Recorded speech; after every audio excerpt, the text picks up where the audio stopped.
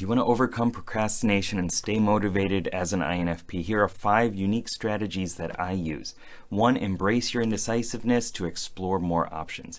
If you're not feeling it, then there's a reason that you're not feeling it. So you need to find the thing that is most exciting to you and capitalize on that.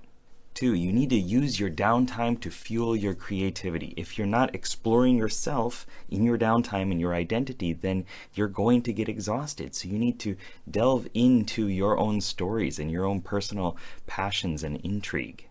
Number 3, allow yourself to daydream and visualize your goals. Use your imagination, use that exploratory joy that we all have as INFPs to fuel your goals so that you can embrace them in the future and then go live into the actions that you need to take in order to create those. 4, use your idealism to inspire action and change. If you are aligned with it, if it's something that is extremely important to you, then you are going to take the actions that you need to do in order to create that change in your life and in the lives of others that are important to you. 5, channel your sensitivity into a superpower for empathy and understanding.